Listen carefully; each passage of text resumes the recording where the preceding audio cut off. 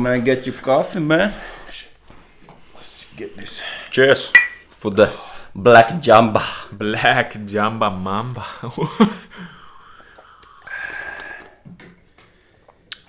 That's the good stuff. Mm-hmm. Yep.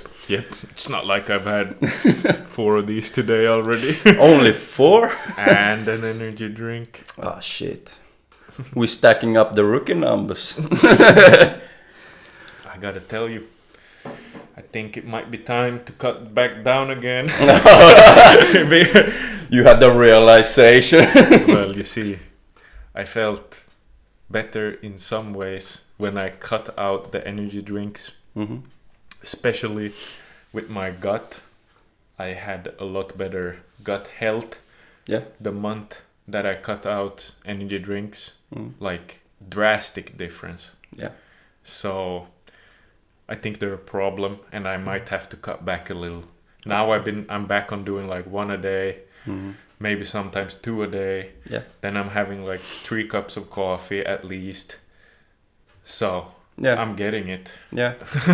And I think it's about like detaching from it. Mm-hmm. For example, I drink maybe 2, mostly 3 cups of coffee a day. Mm-hmm. Like 1 in the morning, 1 at lunch, and 1 at the afternoon, or like this time. Yeah. And before I also drank a lot of like energy drink or like BCA drinks. Yep. But before it was like almost 1 a day. Mm-hmm. But now it's more like whenever I feel like it, and it's maybe 1 or 2 per 2 weeks or something like that. Shit. So it's not like something I need, but once in a while I could take it. Mm-hmm. So, yeah. And I feel like those BCA, they label it sports drink. I mean, sure, caffeine has good like carryover to performance. In the gym, it's like one of the proven supplements to work. But I feel like it's a bit scummy to put it like it's a sports drink with the BCAAs and but it is what it is. Yeah, and I mean, I like them. So. Yeah, and the BCAAs, it's a supplement. Yeah. That's, I believe it's a scam. Yeah, it is. Because it's not an essentiality. Yep. Because there's BCAAs in protein. Mm-hmm. So it's not something you need addition of, really. But this, I think we will talk about this in future episodes where we come into more like the discussion of the good and bad supplements out there. So we can save that for the next one. True. It's a big topic. It's a big topic, yeah. Yeah, maybe we should move on to something like a little bit training. What you got going there? Your thoughts? Right now, training has been more inactive because last week I got sick. I got the flu. Yeah. So last Thursday, I believe, I got sick, like really sore throat and like a lot of tiredness. Yeah. So it was quite the calm week, and so haven't trained since last Wednesday. Yeah. And now I'm like feeling good again, but I'm thinking I will take it like safe and slow before I get back into the gym, so I won't like get sick again or something like that. So this week as well, even though I'm feeling good, I will take it easy. And then from next week I will like proceed with my natural like training block. That's good. Yeah. I think taking a safe approach like that might be faster than to not and be in a hurry. And like, you know, everyone wants to get there yesterday. Yeah. and normally I wouldn't do it, like play it safe like that. But I've realized like I've been like training too much. Maybe not too frequently, but I think because I got sick, it's like a sign or a wake-up call that I'm maybe doing too much. Or you just caught some... Yeah, I maybe just caught some, but it is that because I often but then you're more prone to it as well if you're but that's a little lower defense because you're always going hard, you're pounding big loads. Yeah. And I know you go on. You take big loads in the gym. Oh yeah. No, but just the sheer intensity that you have in the gym puts you under more stress than if you use less and lower frequency stuff like that. So could be something in it still that it's from that. Yeah, and I know it as well because that has been like one of my difficulties for a long time to actually rest and to actually put recovery first. Yeah, it's really hard to do when you're not obsessed with the gym, but you're so in love with it, so you don't want to like rest just because you like can and need to. It's often like you will rest when you get sick or get injured, so I have to rest. It's more like that, but I think that's quite common in a lot of athletes like me as well. But it's something I'm working on, and it's good. Yeah. And I decreased my training frequency, like if you compare to the latest years. Before I often could like train 5 or even 6 times a week, but now I train 3 times a week. Yeah.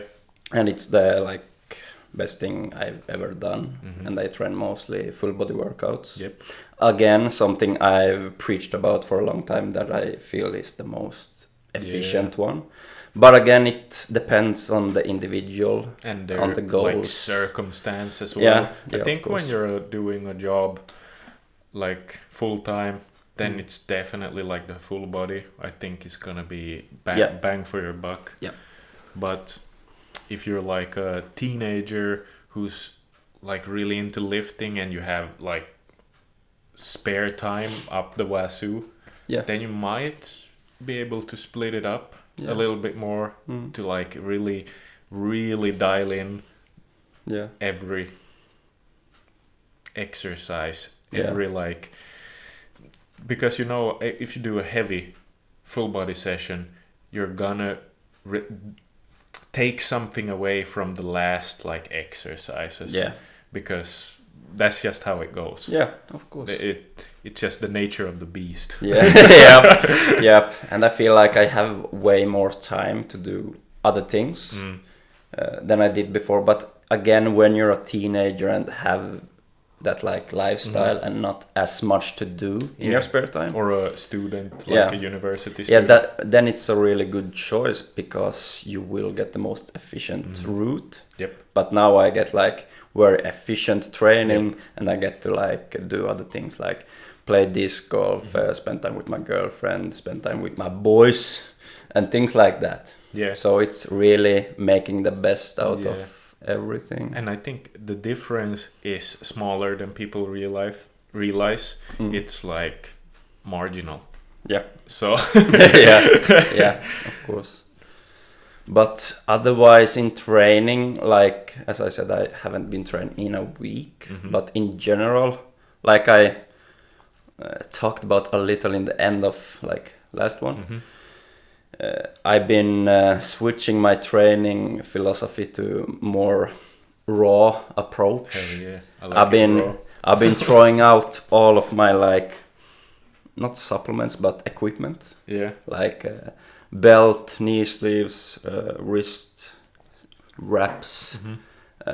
I still use elevated heels. I feel that's a little bit different though. It is, but that's the only thing I will like use, except my own body. But and I haven't thrown them out, but I will like put them on a shelf for at least until next year, I think, because I really want to give it time and see where my like actually raw and natural what is it like limits are. Potential, thank you. Because if I can, I will try to like get my like today's PRs, which I have with equipment, but I want the same weights totally natural. I think that's perfectly reasonable that you should achieve that and can. Because you really like get to see and identify your weaknesses.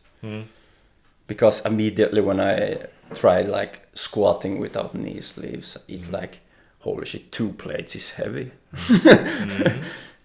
Actually, and that's like, how that's sad, but it's like, doesn't feel impossible either. It feels like just something I haven't done, so I'm just not used to it. It's a new stimuli. Yeah. And like a little bit uncomfortable at first. I think it's like putting yourself out there a little bit. Yeah. And I think it goes a little bit into what we said before about training and frequency. You might have to dial it back because it might be tougher on your joints and everything. Like you have to work a little bit more there. You don't have the same support. So you might have to manage your frequency better. Yeah, we'll have to stay healthy and on top. Yeah, and it's like a lot of these things and these exercises which I use this equipment for, I really don't need them. It's like, I wouldn't say I have bad knees, but they could be a lot better. Same. But the bad knees has come from like, I've been quite overweight and quite heavy for a very long time, so it has put a lot of stress on the joints. But I feel like it's not impossible either when I tried like squatting or doing things like that without them. It's really doable actually. It's just to like get in the motion of it and get used to it now. And the same goes for things like wrist wraps. I use a lot of wrist wraps like all the time. And taking them away for things like overhead press, bench press and things like that. It's like, it's really good for my wrists because I know my wrist stability is very bad. So it's like, it's not helping me to use the wraps. It's compensating. Good area to work on for you, I think, definitely, Yeah, so, and it's like, I could use the belt, but another thing there, it will teach me to use my core and bracing properly, which is really undervalued in today's like fitness society as well. I think a lot of people don't see the great value of knowing actually how to brace, how to breathe, because when I learned to like brace for a deadlift actually quite recently, it added so much like stability to my execution. Because like mean the Valsava. What do you mean? You know the Valsava maneuver? No. Where you breathe into your belly. I didn't know the name of it, but yeah, I know that. We mean the same thing. Same thing, Yeah. So because when it comes down to things like the deadlift, I've always just used raw power. Yeah. Because if you think about it, I've had a big deadlift. But if you really analyze my form, it hasn't been that great.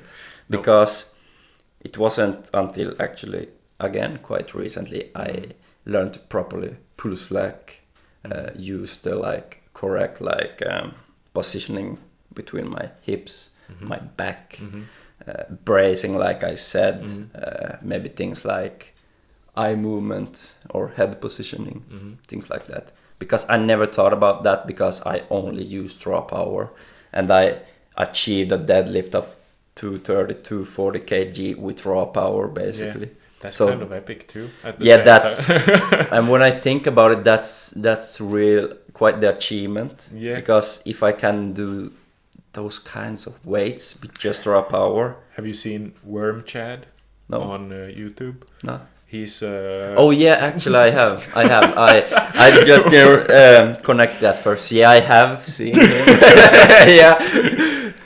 But explain for the viewers which maybe don't know it. It's a guy on YouTube. He basically does bent lower back deadlifts.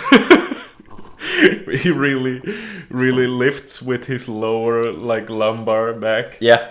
And I've seen it. It's kind of amazing at the same time.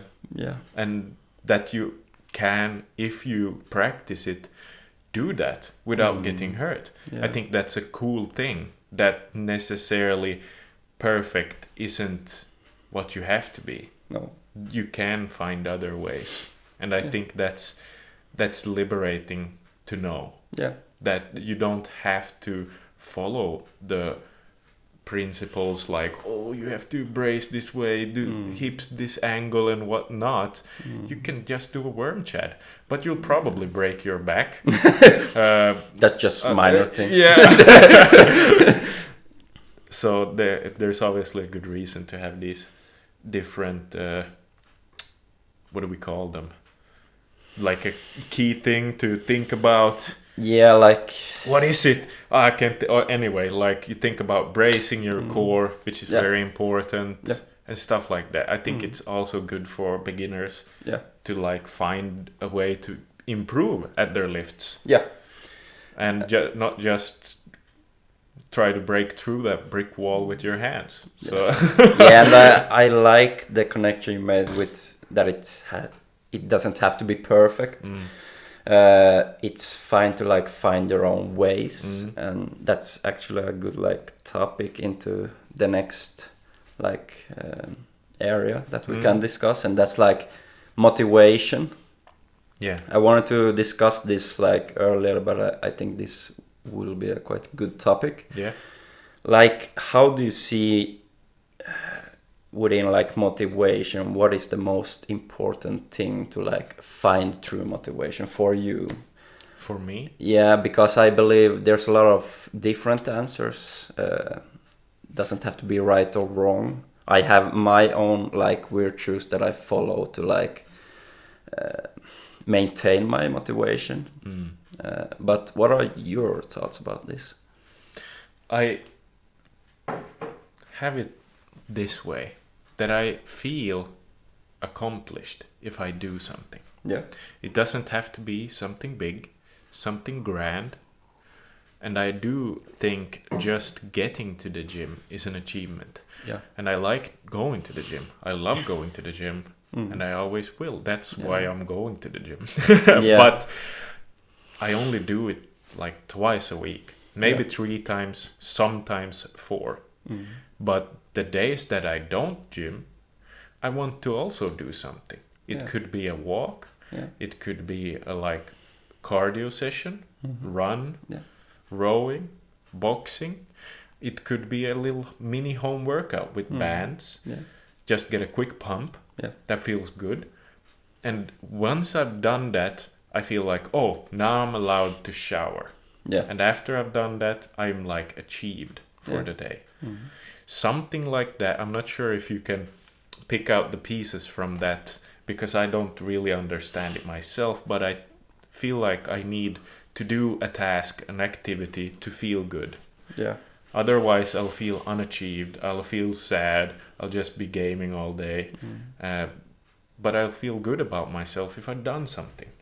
Yeah, and I believe like that's the number one thing for life itself, or to grow both like physically in the gym, but grow as a person as well, because you don't want stagnation. You don't want to like be stuck at the same point.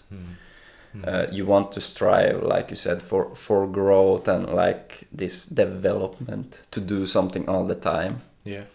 Because if you don't, you will be stuck, and you will be there forever, because you need to like earn the like aspect of productivity and achievement to like move forward in life. And I believe it's a little same like virtues and philosophy I have for the motivation I have, because I did get a lot of questions from like a lot of friends that has just started out in the gym, and they often like ask things like, how do you stay motivated and disciplined and things like that. And I feel like that's the wrong questions to like ask, because if they ask that question, they like see it as a chore.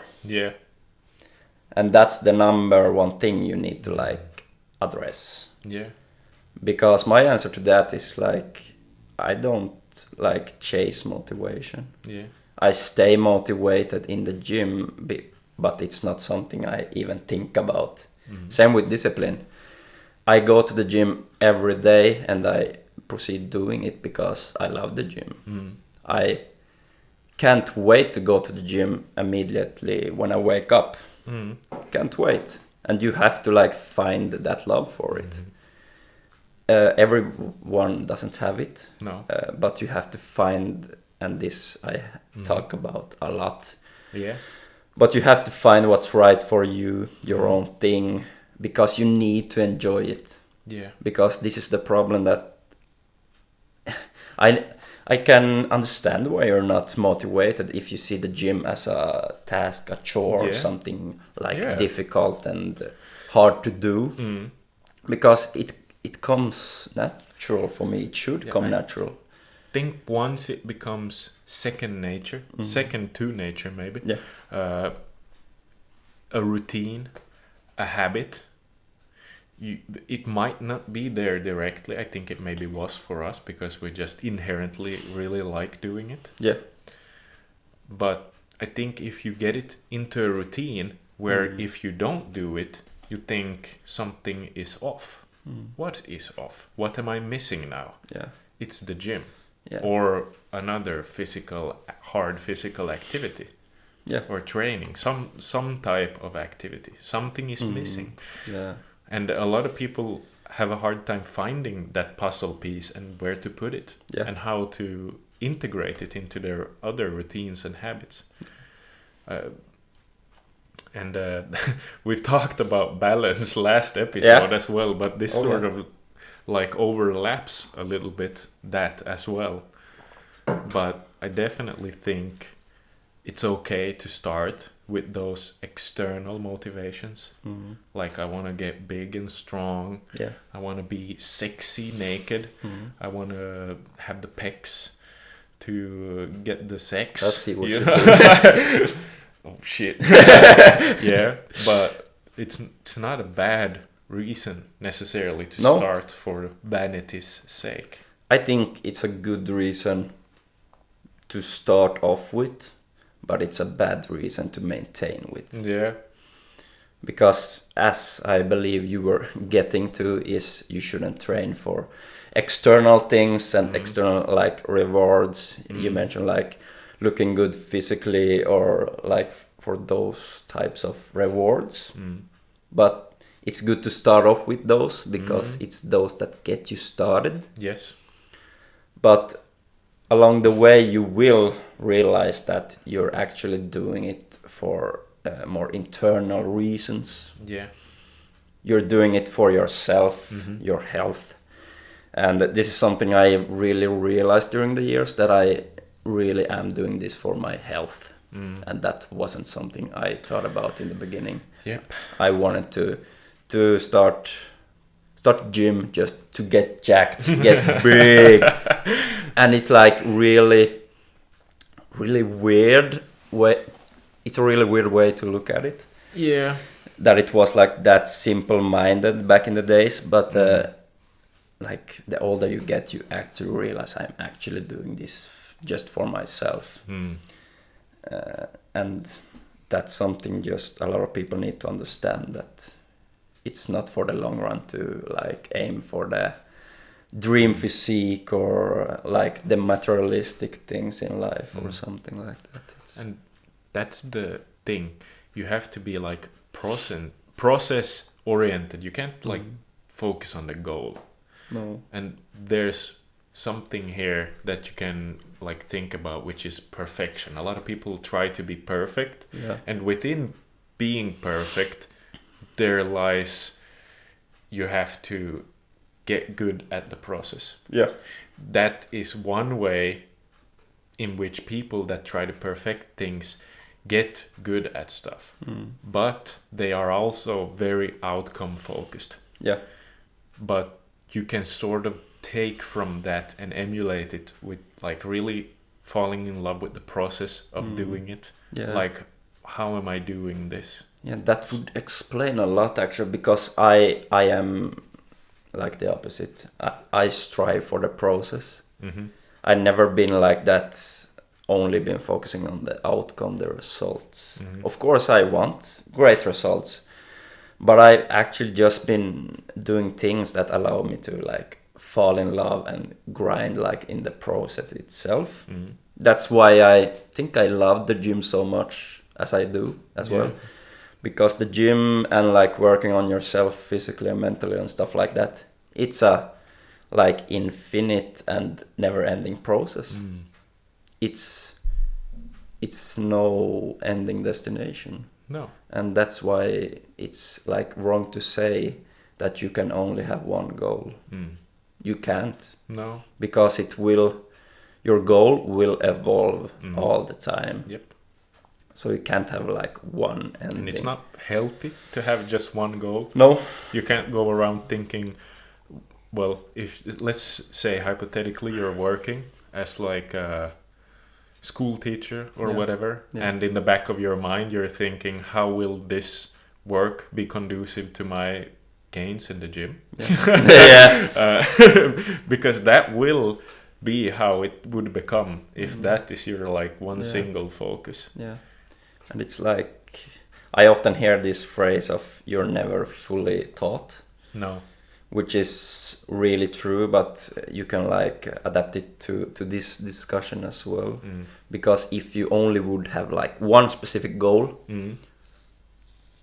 what then when you reach that goal? What happens next? Yeah. Because you will never stop to develop, never stop to grow, and you shouldn't want that either. Yeah. Because it's like an infinite process. I think the process is infinite. Yeah. But it's also important to understand that the time we have here on Earth is finite. Yeah. It's not unlimited. No. And you have to allocate that time towards something like productive. Yeah. Yeah, but it's absolutely true. Yeah. Yeah. Interesting. Yeah. Should we move on to the next topic? Yeah, let's move on. Okay. I was thinking about thinking. Oh shit, here we go. And Shoot. Especially how we think of what we get, how we process information. Yeah. And therein lies also critical thinking, how we process different things, how we label them, how we sort of brush some things off if we don't like them. Yeah. And this is totally subconscious sometimes. Yeah. Because of your inherent biases or something like that. Yeah. I think people are getting more close-minded than before. I don't know how. In the age of information. Yeah, it's really ironic if you think about it. Yeah. And this is something I've been like trying to improve myself. It's not that I've been like simple-minded, but I've been putting in more like work on to focus on my cognitive health. Yeah. I've been starting to like decrease my screen time way more, and like starting to read a lot of more books just to like actually use my mind. Yeah. Because it's so draining to use like both computer and phone in social media and things like that. It sucks you dry. And I realized that now because I made this change and I put off things like using music whenever I walk. I love music, so it will always be a part of me. But I've noticed that my like attention span has improved so much just by doing these changes. Yeah. And just purely cognitive focus and going back to the like aspect of critical thinking. It's really interesting just because you like grew up in different places. It will have a lot of impact in how you perceive things, how you think about different things, and that will also like impact the outcome of daily actions in your everyday life. Yeah. But do you have any like thoughts about this with critical thinking? What's important to put out there? Important to always be reading. It doesn't matter if you read a lot. Yeah.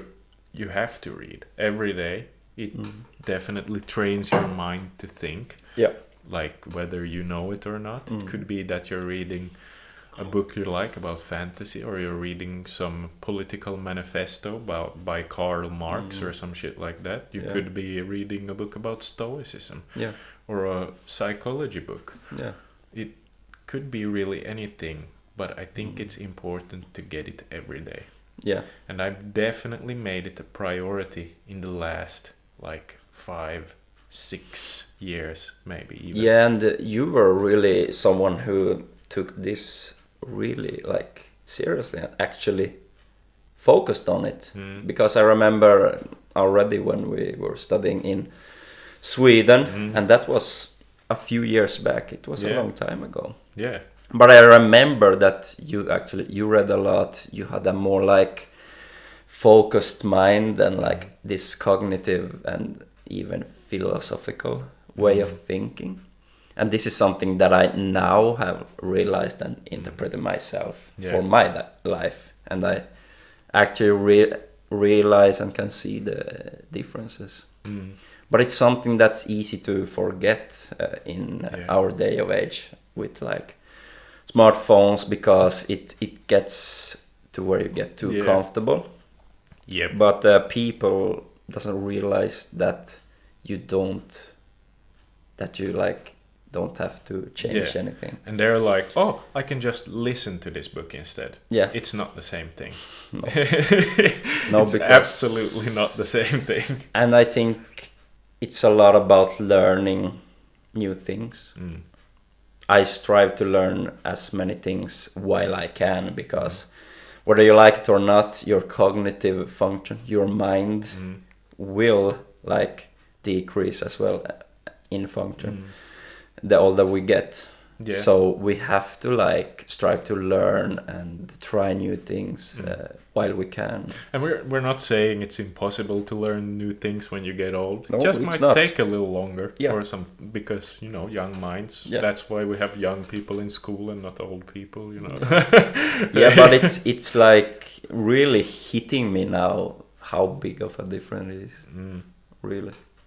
And I think learning is a skill also. Yeah.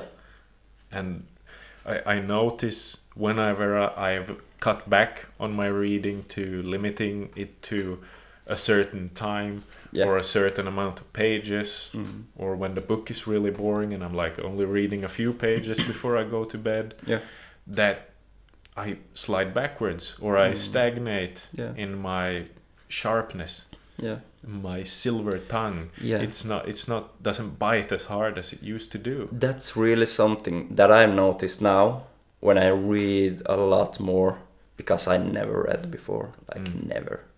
I could read biographies and stuff like that, but nothing else than that. And now I read a lot of psychology books, a lot of philosophy and things like that. And something I think is connected to is a highly functioning mind in cognitive aspects. It's a very calm mind. Because in the past I've been a person who has been overthinking stuff and I had a quite busy mind. Yeah. But now when I read, and it's all about getting more wise, to be honest.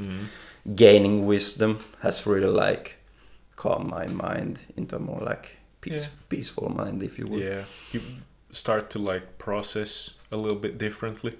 Start to process differently and actually appreciate different things that you never even thought about appreciating. Yeah, and you don't blow things out of proportion in the back of your mind about small stuff. No. I used to do that as well. It's normal. Yeah, and it's a part of me to this day still, but it's been so much better since I started this change. So I feel that's undervalued piece of mastery, if you will, especially today.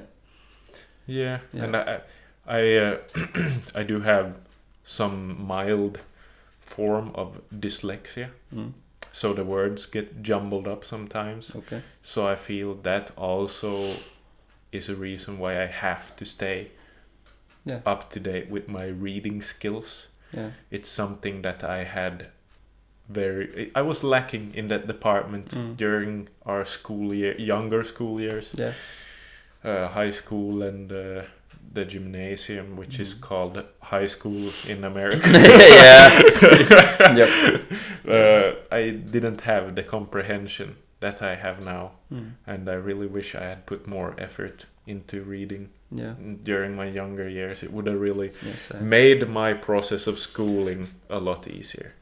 Yeah, and I think it would have affected the learning process as well. Yeah. Because I've always said that I didn't have difficulties learning, but I needed more time than a lot of people. I had a lot of friends, like a common friend of yours as well, Benjamin. Yep. That I remember he could like start to read for a test like the day before. Yeah. And I was like starting 2 weeks ahead. Yeah. And I always been like that, but it's interesting to... The thing is, even if he didn't read the day before, he would have still done great. Yeah. Yeah, but... And he has been nurtured to actually have that skill since a very young child. Yeah. He could read at a very young age, and he had the better reading comprehension than anyone I knew when I grew up. I've grown up next to him. We're the same age, come from the same village. We've been friends since we were like 4. Yeah. And he's always been that guy who can interpret and process information really goodly. Yeah. And I think people around him has looked up to him because of that skill. Yeah. And I know at a young age he read like all the big thick books. Yeah. Obviously it was like fantasy books and stuff like that. But still you're using your cognitive function. Yeah.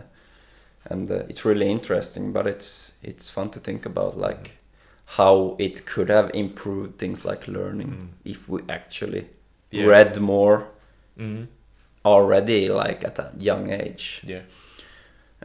Because I know my girlfriend is exactly the same as Benjamin. Yeah. She is so practical and so like sharp cognitively, and I see that. And what I've heard as well, that she has read a lot of books and like growing up in that like environment that put her in a like more suitable position to like learn more effectively.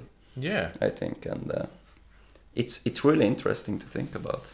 Yeah, of course, you will have like an inherent ability. Yeah, like I'm not going to say that these smart people wouldn't be smart without it. Like they probably would be pretty good off without it, but they're better with it. Yeah, it's a good thing to like maintain that function. Yeah. And but I also feel like it's never too late. No. Because even if I like got this realization now at 26 years old, it's still like I realized it. Yeah. And started to improve it, and that's like the main message. I think doesn't matter if you learn it at age 10, age 30 or something like that. Yeah. As long as you like get to that realization. Yeah. And it like works. It has such a big overlap into the rest of your life. It improves like your writing skills. Yeah. It could improve your speech because you get a bigger source of stuff and vocabulary, of course, but more stuff to build from in your mind, more building blocks and stuff like that. I don't know how the cognitives really works, but something like that, I'd imagine. Yeah, exactly. I think we've delved fairly deep into the thinking. It's obviously a topic that I think we'll come back to. Yeah, I think we'll come back to it, and especially for the psychological like enthusiast I am. I will dig into like more psychological and philosophical matters as you're into as well. But I think we'll save more for future podcasts. Yeah. And but I think we could like talk about one last thing. Yeah. Like more casual about life, future. Do you have any like set projects right now? Like any, you probably have goals, but do you have any like more specific, more bigger goals in mind? In terms of life and maybe career, I would love to get a master's degree, but I have to work a little longer, and I mean, I'm just gonna work, and it will come the day when I can apply and then continue onwards with it. I think other stuff in general, I don't really have a lot of plans there with like living and stuff like that. Okay, interesting. I think I'm just gonna take it as it comes. Those things. Yeah, and that's, I think I'm that's fine. Fine off either way. Yeah, that's a good mindset, and you should like live in the moment, if you will. But yeah. How's your plans looking? I mean, I have quite a few different plans. If we start with more life-related stuff, I would say it's like further along the way, like in a 5 or even 10 years. This is. Yep. But if I would like to build a home, a house, I have been thinking about like home gym. Yep. And then I got to the like topic of what I would like include in a home gym. And it's really interesting, but I would feel all you need in the beginning would be like a power rack. Maybe a couple of barbells, because I like a lot of different variations. But I like deadlift bar, a regular bar, and maybe a Swiss bar, because that would be really interesting.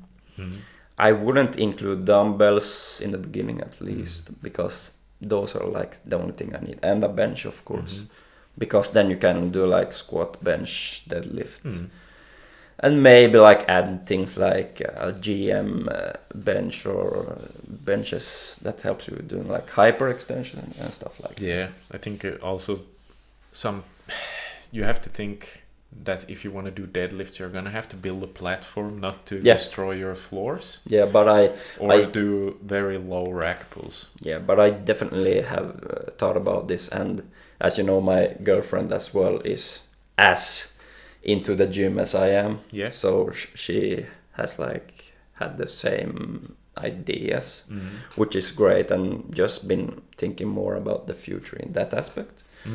So that's really, really great and interesting. But when it comes down to the gym itself right now, more like close plans, I would say just now getting back to the gym, because I have been sick.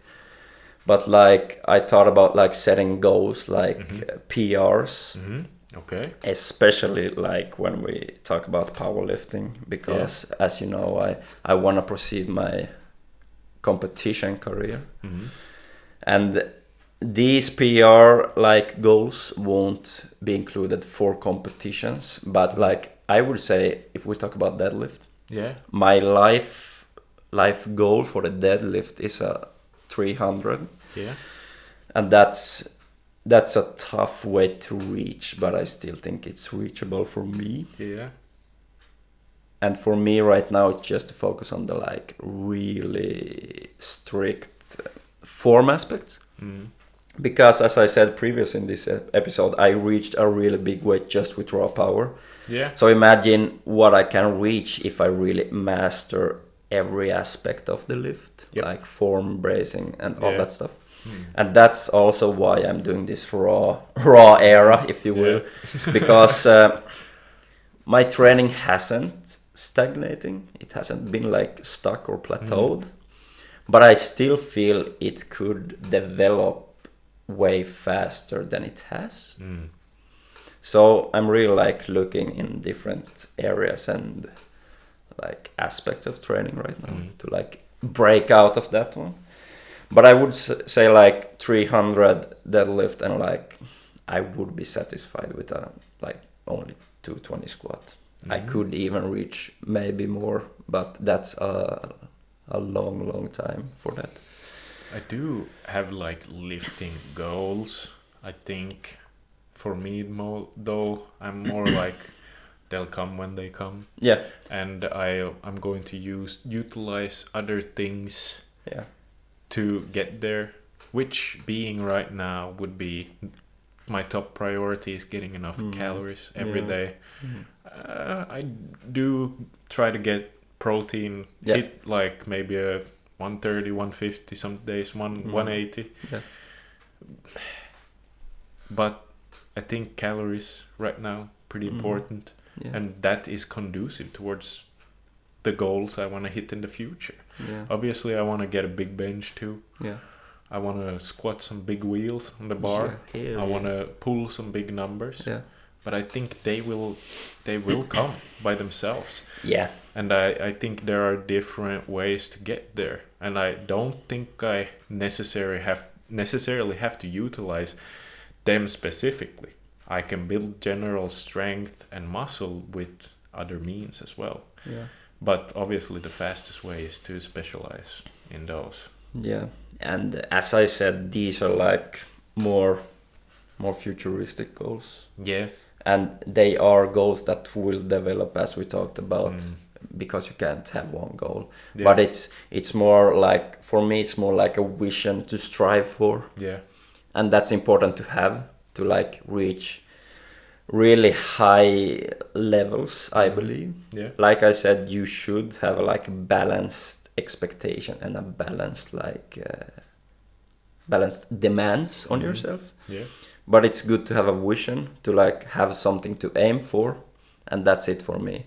And I would say for the bench it's 4 plates. Yeah, I think for me I would want a 4-plate squat. I think that would be epic. Yeah. A big weight for me to squat with my structure and all that. I'm a little smaller than you, but I've almost hit 3 plates when we were together, and I don't even practice the squat. So I think there's definitely stuff to come if I do. Yeah. And I'm not too concerned about the deadlift.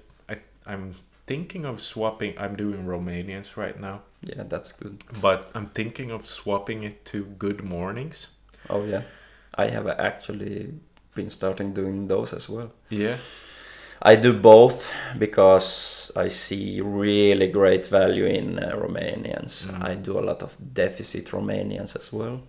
Those has really helped my hamstring develop greatly. But I've been incorporating more good mornings. Yeah. For me, it's about back strength in general for the squat. Yeah, it's a lot for the hammies as well. But for me, in the squat, it's more about gaining stability and actual like strength to hold the weight on my back. Yeah. Because as I said before, the ability to perform the squat, like the rep itself, I don't think that's the main issue for me. The main issue is like gaining and really getting to that point where I can hold the weight behind my back without feeling like I'm dying. Because that happens already at a low weight at the moment, so I really have to like find the like correct level to that. And I think as you're now treading the path of a late intermediate probably. Yeah. And I think you're going to find different measures to push the needle, which could be changing your form a little bit and messing with the frequency and the volume and intensity, different variables. Yeah. And once you cross that threshold, and you can be advanced in like one lift, and like my, I would call my squat pretty like early intermediate, but then I've had a fairly late intermediate bench when I focused on it. Yeah. But so you can be at different levels in different things. Yeah. and you just have to find different variables to push that needle forward. And sometimes it might be that you're gonna have to gain some weight back again. Yeah. And you have that cards. Yeah. You have many cards in your back pocket which you can whip out and use when necessary. So yeah, and that's why I'm doing this like more raw approach as well and really focusing on like functional strength. Yeah. Because I feel like it will add so much. It's just a thing that I haven't thought about in the past. But I will try and see like how I can develop as a like more raw type. And as I said, the main purpose of this like raw approach in the first place was just to get more independent, to rely of as little help, support as possible. And that's a really important lesson to like learn, both when it comes to the gym, but when it comes down to life as well. And that's something we work with as occupational therapists daily, to like finding those strategies and like mindset to live as independently as possible. Because to be honest, that's what humans were made for, like doing things by themselves. Yeah. But really interesting. Yeah, we got some good stuff today. Good stuff. But we covered a lot of big topics today. Yeah. More like a lot of deep and philosophical things, but a lot of casual and more training aspects as well. We won't be doing any overrated or underrated today, unfortunately, because I feel like we covered the like most important exercises we could. We've done a couple now, And I don't know, we could like try to think of something new to do. A new segment for the end. A new segment, so maybe you will see something new next time. Yeah. Drop a comment. Drop a comment. Hell yeah. If you want to see something, if you have any questions, don't be scared to ask. DM us something. If you know us, talk to us. Yeah. That's Could it. help. Yeah. But that's it for today's episode. Yep. I hope you liked it, and I'll see you next time. Signing off. Peace. I'll see you next time. You won't.